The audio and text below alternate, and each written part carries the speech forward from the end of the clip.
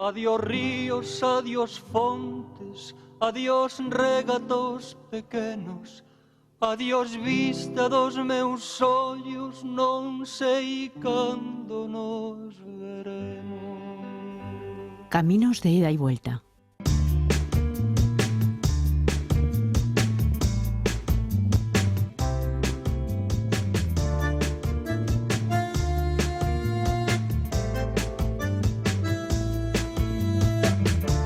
En los siguientes minutos en Caminos de ida y vuelta, la interculturalidad va a estar presente. Va a estar presente de la mano de Guillermo Williamson Castro.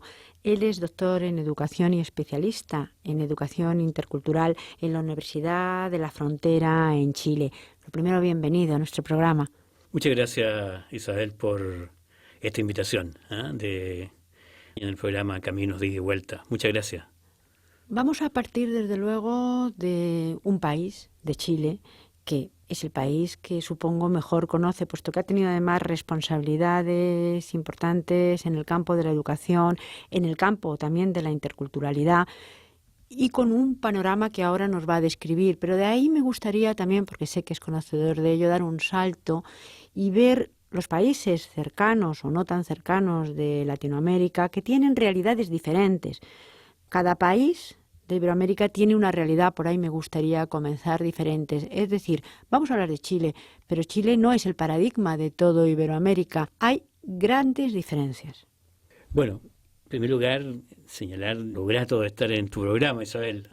Fue una sorpresa muy bonita esta posibilidad de comunicar, conversar contigo y conversar con los auditores de este mundo global. Bueno, el mundo siempre ha sido global, pero de un mundo en que hoy día nos conectamos todos con todos.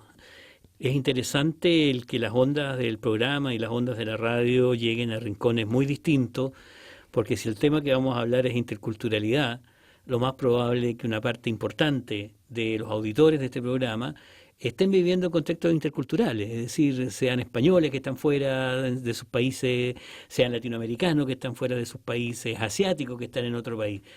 Tanto en este programa aquí en la sala como en los auditores estamos viviendo y nos estamos conectando en la interculturalidad, y eso me parece muy interesante como tema. Perdona que parta por eso, pero creo que es importante también señalarlo. Integrar culturas es muy complicado desde cualquier país, sobre todo en este mundo, como bien decía, global, en el que unos van y vienen en este camino. Pero desde luego hay países que ya se encuentran desde hace muchos siglos con esta interculturalidad que de alguna manera no ha sido resuelta. Si comenzamos, por ejemplo, en Chile, desde luego, pues hay raíces de muchos tipos, desde raíces indígenas importantes. Hablemos de una comunidad, sobre todo de los mapuches, que son un 80 y tantos % de la población indígena, representan eso, a otras muchas procedencias, desde la colonización española hasta de otros muchos países. Es decir, una mezcla importante en la que se ha convivido de alguna manera, pero a veces no de cara, sino de espaldas. Sí, hice esa primera introducción un poco para mostrar el contexto del mundo en el que estamos viviendo, porque yo viví muchos años fuera del país también, viví en Brasil hartos años, y uno se va dando cuenta que la convivencia en contextos culturales distintos no es fácil. No es fácil tanto para uno que está viviendo en ese otro contexto, como para el contexto en el cual a uno lo reciben. Si uno ha vivido fuera en contextos de libertad, de decisión, de uno decir, mira, voy a trabajar, voy a estudiar, voy a vivir en otro país, y uno tiene dificultades, ¿cuán difícil es para quienes se han visto obligados a un proceso, yo diría, de interculturalización forzada? Y lo digo pensando en los pueblos indígenas de nuestro continente, como en muchas partes del mundo, no solo en nuestro continente, pero nos vamos a concentrar ahí, en la cual ciudades, culturas, imperios, con todo lo bueno y malo que puedan tener los imperios, que no son diferentes uno de otro lado, de repente se ven avasallados tecnológicamente, militarmente, culturalmente por otra sociedad. Si uno analiza lo que fue el imperio del Tihuantinsuyo, del imperio que se conoce como el imperio Inca, que fue en realidad un imperio quechua, de dominación de un grupo quechua, que generó, digamos, una clase dominante, que eran los incas, ese imperio que iba desde más o menos el centro de Colombia hasta el centro de Chile, si uno lo extiende aquí en Europa, va más o menos desde Portugal hasta Moscú. Estamos hablando de civilizaciones complejas, tecnológicamente complejas, con desarrollos culturales importantes. Junto a esas expresiones, y perdona que haga un poquito esta conexión primero internacional a nivel de continente, existían otros pueblos que existen hasta hoy día. Cuando uno ve en el caso brasileño, todavía hay pueblos nómades en las selvas brasileñas, pueblos que no operan con internet. O sea, tenemos un mundo de gran complejidad en que el tema principal de los pueblos indígenas hoy día, yo creo, en América Latina, está fundamentalmente en la recuperación, por una parte, y por otra parte en la conquista de derechos a la tierra, pero el derecho principal, diría yo, es el derecho a una identidad con derechos indígenas. Hablamos de sí. derechos también en unos pueblos que han conseguido los derechos en general relativamente hace poco tiempo. Hablamos de un país, por ejemplo, como Chile, que ha sufrido graves transformaciones hasta llegar al momento actual, un momento desde luego muchísimo mejor, espléndido, podríamos decir, en relación con otros tiempos, pero sin embargo que todavía está en una conquista de derechos, por supuesto también en España. ¿Eso cómo se puede congeniar unas cosas con otras? Porque yo supongo que la interculturalidad, cuando alguien quiere su propia cultura y preservarla, es muy complicado. ¿Cómo mezclo culturas cuando a la vez quiero conservar la mía y también conservar mis propios derechos frente a los derechos también del otro? Al hablar de los derechos, y tú señalabas, Isabel, hace un minuto, la convivencia de espalda. Más que convivencia, lo que nosotros hemos tenido es una coexistencia. Convivir supone que nos hacemos corresponsables uno del otro y que en esa vivencia en común nos vamos desarrollando, y aquí no ha sido así. En Chile, particularmente, lo que hemos tenido no solo con el pueblo mapuche, sino que también con el pueblo Rapa Nui en la Polinesia, los pueblos aymaras en el norte, quechuas en el norte, licanantay en la zona norte, hemos tenido este avance en un momento de una cultura que se llama occidental, ¿no es cierto?, fundamentalmente europea en un primer momento.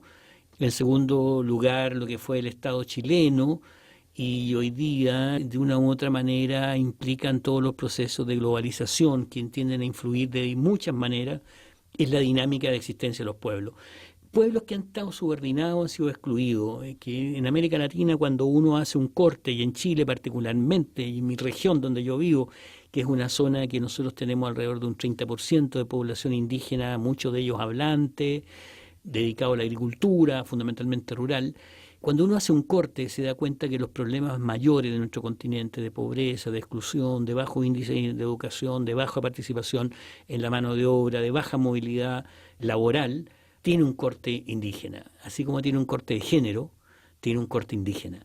Y en ese sentido, cuando yo me refería hace un minuto, la lucha por los derechos, tiene que ver con dos tipos de derechos. Un derecho principal, que es el derecho a existir como tales, a existir como pueblos indígenas, con tierra, los casos rurales, con derecho al uso de la lengua, a sus prácticas, en alguna medida derechos consuetudinarios.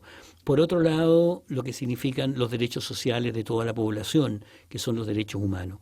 Ambos derechos, ambas situaciones que están unidas, en cuanto a seres humanos todos y miembros del mismo territorio, que compartimos los mismos territorios, están basados legalmente. En realidad lo que se solicita es que se cumplan las leyes. A veces uno piensa que este es como un tema ético, un tema moral, un tema de buenas voluntades. No, que se cumpla la ley. Se cumplen las leyes que dicen que todos los ciudadanos son iguales, que todos tienen derecho a una educación de calidad, que todos tienen derecho a una salud, y también convenio 169 de la Organización Internacional del Trabajo, que le otorga a los pueblos indígenas ciertos derechos particulares, así como hay convenciones específicas para los niños, ¿no es cierto?, y adolescentes de protección, como hay convenciones especiales para las mujeres, hay convenciones especiales contra la discriminación, existen convenciones especiales también a favor de los pueblos indígenas, y que se cumplen esas leyes, y básicamente eso. Cumplir las leyes y proteger también al que de momento y hasta este momento parece y es el más débil por una serie de circunstancias históricas que ahora no vamos a tratar. No obstante, a lo largo de la conversación yo pensaba, cuando hablamos muchas veces de educación, y usted es un experto en educación, siempre hablamos de nuestra educación, es decir, de la educación vista con nuestros ojos, con estos ojos un poco de Occidente, con estos ojos globales también, pero muchas veces cuando queremos, entre comillas, imponer o pensar que la educación, lo bueno, es lo que nosotros vamos a ofrecer, no siempre pienso que es así. Tenemos casos diversos. Nosotros quizá en España, pues un caso importante sería el de los gitanos, que es decir, diferente y que tienen una manera diferente de ver la vida. Quizá también en este caso, se me ocurre por hacer una extrapolación, que los indígenas también, cuando queremos imponer de alguna manera nuestra educación o consideramos que lo nuestro es lo mejor, a lo mejor en algunos aspectos nos podemos equivocar. Claro, tú comentabas, Isabel, recién, tú decías el tema de preservar la cultura, porque está asociada a la educación. Hay dos miradas, yo creo, desde el mundo indígena, y que es importante que la debemos que entender. Uno es la mirada que podríamos llamar de museo, algo así como mantener a los pueblos originarios, los pueblos tribales, en fin, en una especie de un gueto donde pudieran vivir como vivieron en los últimos 1000 años. Evidentemente eso es algo que nadie quiere, perdón, no digo que nadie quiera, ¿eh? Hay miradas de repente que buscan efectivamente una cierta construcción de guetos. La diversidad, y perdona que aquí voy a hacer un paréntesis, la diversidad no necesariamente como uno la asume, implica convivencia. La experiencia del apartheid sudafricano nos mostraba que efectivamente había un reconocimiento de la diversidad, pero un reconocimiento que implicaba el no contacto, el no diálogo, la no corresponsabilidad de unos con otros, la afirmación de los subordinados, de los dominados, de los oprimidos, de los que sienten dolor, por no poder ser y no poder llevar adelante sus proyectos personales y colectivos localizados en un territorio con frontera muy rígida. Nosotros necesitamos hoy día una diversidad y una manera de existir en la cual podamos reconocernos como ciudadanos con diferencias, pero también con corresponsabilidad y con convivencia. Y eso supone igualdad. Así como el hombre, la mujer y los niños somos diferentes en una familia, y cada uno tiene su función, y cada uno tiene su tarea, y tiene su sexualidad, y tiene su manera de ser, y su forma de comer, y su manera de entender el mundo, pero todos conforman una familia, en que al final, con cosas buenas y malas, uno a veces se enoja con la señora se enoja más con uno, los chicos, en fin, pero vivimos y sabemos que nos queremos y somos responsables. Esa vivencia, de alguna manera, es hacia la que hay que avanzar, y eso supone el mantener pautas culturales principales de los pueblos en los contextos de transformación de las sociedades. Hoy día la lengua indígena, el mapudungún, se trabaja y hay cursos a través de la internet, a través de la tecnología. Hoy día, al mismo tiempo, en las comunidades rurales se han recuperado los guillatunes, que son las celebraciones cada 2 o cada 4 años, ¿no es cierto?, de acción de gracias, podríamos decir, digamos, a los espíritus, a las fuerzas de la naturaleza por las cosechas. Se sigue celebrando a la manera tradicional en las zonas rurales, los funerales tradicionales. Seguimos trabajando y se está incentivando desde el Estado con programas de educación intercultural bilingüe el uso de las lenguas. Pero también de ese 80% de los mapuches que tú decías, Isabel, el 80% vive en ciudades. Y de ese 80% que vive en ciudades implica que una reconstrucción que el propio pueblo indígena tiene que hacer de su cultura en esos contextos urbanos y modernizadores. No es que las zonas rurales estén atrasadas, han cambiado mucho. Hoy día nosotros tenemos indígenas dedicados al turismo, indígenas que tienen empresas, ¿no es cierto?, que prestan servicio a otro tipo de empresas. Tenemos chicos en las universidades, hemos avanzado mucho, pero en las zonas rurales, como es un pueblo, mapuche quiere decir mapu, quiere decir tierra, ¿no es cierto?, territorio, che, gente, la gente del territorio, tiene una connotación en su historia original, su identidad, anclada en la tierra, en el agua y en el cielo. Pues de alguna manera con el agua, el cielo y la tierra, con la naturaleza como meta y como forma de vida, son también unos adelantados, en algunos aspectos adelantados y abanderados de cosas que se están reivindicando continuamente ahora mismo si no queremos destruir un planeta que ahí sí es de todos. Yo te decía, esta mirada de museo, de gueto, de diversidad. La otra mirada, esta mirada, ¿no es cierto?, de una cierta plasticidad de la cultura que se enriquece y al mismo tiempo que se puede afirmar, como la nuestra. Nos vamos afirmando en muchas de las cosas que tenemos, pero también nos vamos renovando. Y yo creo que hay un tercer elemento de los pueblos indígenas. Yo estoy en esta segunda posición, digamos, evidentemente, ¿no es cierto?, que es la de entender la diversidad como un camino de construcción político, social, de derechos de todos, para poder convivir y alcanzar niveles de felicidad mejor, y al mismo tiempo poder hacernos responsables por el desarrollo de nuestro territorio. Yo creo que cuando uno analiza las culturas de nuestros pueblos, yo siento que por estar justamente en posiciones de periferia, de exclusión máxima, de instalación en lugares en que se nota con absoluta nitidez la invasión del capital expoliador de los territorios, puedes mirar el mundo desde una frontera de adelanto. Quería decirte lo siguiente, los aymaras no colocan el futuro al frente. Nosotros en nuestra cultura tenemos la imagen de que el futuro está adelante y el pasado está atrás. Los indígenas, los aymaras lo tienen al revés. El pasado está al frente y el futuro está atrás. ¿Por qué está al frente el pasado? Porque es lo que conocemos, porque es lo que vemos, porque es lo que sabemos que puede darse. El futuro no lo conocemos, no lo vemos, por eso está atrás. Yo creo que hay una dimensión interesante en esto, porque ellos han levantado temáticas, los pueblos indígenas, extremadamente relevantes para hacer la crítica al modelo de desarrollo de nuestras sociedades. Han colocado con mucha fuerza el tema del multilingüismo. Ellos han defendido la necesidad de hablar su lengua originaria. Por lo tanto, que los chicos y las chicas aprendan 2 o 3 lenguas. Entre ellas el español en Chile, su lengua indígena y una segunda lengua. O sea, el multilingüismo lo han colocado con fuerza. Han instalado la importancia del diálogo intergeneracional. En nuestras sociedades se ha roto una conversación entre las generaciones. Los pueblos indígenas la defienden con mucha fuerza.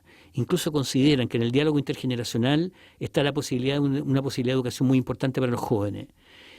A mi juicio hay otro elemento central, que es la idea de la cooperación, la ayuda entre los seres humanos. Los indígenas llamamos el principio de reciprocidad.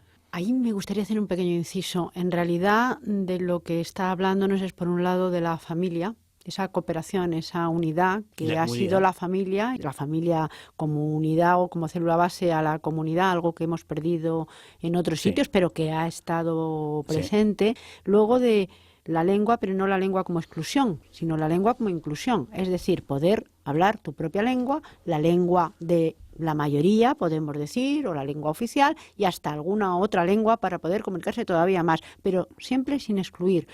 Todo esto me parece además algo bastante avanzado culturalmente y a lo que debíamos tender, pues prácticamente yo creo que todos. Exactamente. Si tú agregas un par de cosas más, si me permite, Isabel, el tema de la multiculturalidad. Cuando los pueblos indígenas defienden los derechos, están defendiendo derechos multiculturales, al pluralismo cultural, a que puedan estar los migrantes peruanos, en el caso chileno, ecuatorianos, haitianos, argentinos, bolivianos, con sus derechos, a que puedan estar los aymaras, los indígenas, los quechua, los iliganantay, los rapanui, los mapuches, los selman, los yaganes, con sus derechos.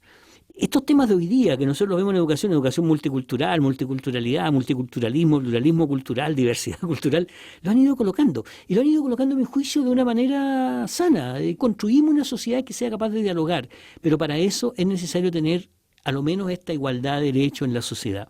Yo quería colocar un último elemento, si tú me permites, que es la relación entre el ser humano, la naturaleza y la espiritualidad. Los pueblos indígenas colocan con mucha fuerza esta triple relación que se instala en la tierra, en el territorio, en la vida de las personas, con distintas connotaciones. Pero cuando se hace un acto en la naturaleza, se constituye un acto cualquiera de agresión a la naturaleza, los pueblos indígenas sienten y lo colocan y lo denuncian no solo como un acto que podríamos llamar de orden capitalista el uso de recursos, que rompe árboles, en fin, sino que como un acto también de destrozo de una espiritualidad que está instalada en el mundo y que es la que permite que los seres humanos vivan más o menos sanos. Ellos dicen el ser humano se enferma cuando la naturaleza se enferma. Para un mundo en que de repente el consumo, el dinero, lo material se está constituyendo en un nuevo becerro de oro nuestro. Sí, se me está ocurriendo que hemos vivido, por ejemplo, en España este verano múltiples incendios provocados, todos provocados, en los que se han quemado miles y miles de hectáreas y en los que lo podíamos contemplar totalmente impasibles ante la televisión, excepto, por supuesto, las personas afectadas, las Claro. casas afectadas y la gente cercana. Pero me refiero que ese sentimiento del que nos hablaba, ese sentimiento de destrucción de algo tuyo hacia adentro, es algo que hemos dejado de sentir en general hace tiempo y es algo que hay que recuperar, porque por eso talamos árboles sin ningún tipo de problema o los quemamos, o por eso hacemos una prospección porque es más importante el petróleo que otras cosas y no buscamos otros recursos. Quizá por eso vamos por un camino determinado. Y yo creo que porque nos hemos alejado un poco de la naturaleza también. Si los seres humanos, nuestro cuerpo, yo estoy hablando aquí, porque hay un conjunto de ondas físicas, ¿no es cierto? Porque hay química en mi cuerpo, porque tengo un cuerpo, tú estás al frente mío y te estoy viendo, estamos conversando. Ese es nuestro lado de la naturaleza.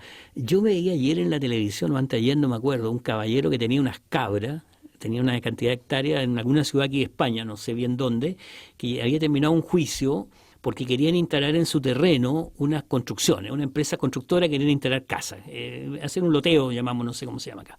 Y él no quería, él quería para sus ovejas. ¿Eh? Entonces, claro, ahí viene el choque un poco, este tema, entre la modernización, la necesidad de habitación, etcétera, con el campo. Bueno, son temas que tenemos que discutir en la sociedad y que los pueblos indígenas lo están colocando.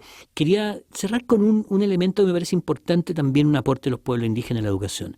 Nosotros tenemos unos proyectos de educación intercultural bilingüe en la universidad, con escuelas rurales, con población indígena. Y buscando teoría pedagógica, teoría educativa, y esto para los educadores que puedan estarnos escuchando en algún lugar del mundo, después de un trabajo en el año pasado y este año con las comunidades de profesores, de estudiantes, los funcionarios de los colegios, en fin, las comunidades locales, indígenas y campesinas, llegamos a la conclusión de que la educación debería tener como 3 grandes objetivos. Si me permites que pegue una vuelta rápida al tema educacional. Un primer objetivo para todos los niños y niñas es que aprendan lo que todos los niños por ley tienen que aprender. ¿Cuál es el derecho a la educación de un niño? Por lo menos el mínimo, el básico, es el que nuestras constituciones, pues que nos guste, que no nos guste, que estemos de acuerdo, estemos de desacuerdo, pero el acuerdo social, legal, indica que ese es su derecho a aprender. Y que eso lo aprendan y lo aprendan bien. Un segundo objetivo que aprendimos desde los niños rurales, es que los niños quieren ser felices hoy día. Y la educación tiene que aportar a que los niños sean felices hoy día. Nada de esto de que los niños son el futuro de la patria, que los niños son el futuro del mundo, que los niños son el futuro de no sé qué. Los niños son presentes. Y los niños hoy día quieren jugar, quieren pasarlo bien, no quieren ser abusados, quieren establecer buenas relaciones, quieren ser felices. Haciendo felices a los niños, nos vamos a hacer felices nosotros los viejos también, los adultos, los mayores. No hay nada más entretenido con niños chicos simpáticos, no hay nada más divertido. Y por lo tanto, un segundo objetivo que nos colocan los niños es que ellos quieren ser importantes. Y el tercer objetivo, que nosotros hemos visto este proyecto, bien decorre de los principios pedagógicos de los pueblos indígenas. Un principio básico que es formar gente buena para una vida buena. A mí me parece también un aporte que nos hacen los pueblos indígenas tremendamente relevante. Está el tema de los valores, está el tema del tipo de relaciones sociales, la convivencia, pero también tiene que ver la vida buena con el mundo en que estamos. Entonces yo diría, el primer objetivo de aprender lo que tienen que aprender por derecho es el aporte que los educadores, los profesionales, el Estado, los gobiernos tenemos que hacer cumplir. Las organizaciones sociales e indígenas responsables. Segundo, el de los niños. Por extensión, los jóvenes en la educación media, los adultos que estén en la educación de adultos, los educandos. Entonces, en el caso de los niños en nuestra escuela, es que ellos sean felices. Y tercero, este principio básico de formar gente buena para una vida buena. Este punto último, estos 3 puntos, son elementos que nos pueden ayudar enormemente desde la educación a construir una convivencia distinta en un marco de derechos. Formar gente buena para una vida buena sería desde luego un lema a exportar y a exportar a todas partes del mundo. Yo creo, de verdad yo creo. Eso supone contexto de paz, supone contexto de respeto por el otro, también de compromiso por el otro, porque yo puedo respetar al otro, pero puedo no comprometerme con él, de compromiso con el otro, de una amistad fraterna universal, y lo digo de verdad, porque hoy día con los procesos de globalización uno se va encontrando con gente de tantas culturas distintas en la vida, y cómo a lo mejor que no entendamos poder ser solidarios fraternalmente, concretamente. Implica aprender del otro, implica reencontrarnos con la naturaleza, implica reencontrarnos con la espiritualidad. Y yo creo que todos estos temas nos colocan un poco esto, gente buena para una vida buena. Problemas siempre ha habido y siempre habrá, no tenemos que cerrar los ojos. Es difícil el llegar a este punto común, pero supongo que con ese lema hecho realidad y hecho presente en la vida de cada uno, será todo muchísimo más fácil. Muchísimas gracias. Muchas gracias, Isabel, por la invitación a este programa, pues, y que les vaya muy bien y mucho éxito en los siguientes también. Pues. Muchas gracias. Caminos de ida y vuelta, un programa de la UNED con la colaboración del Centro de Migraciones y Exilios, el CEME, para Radio Exterior de España.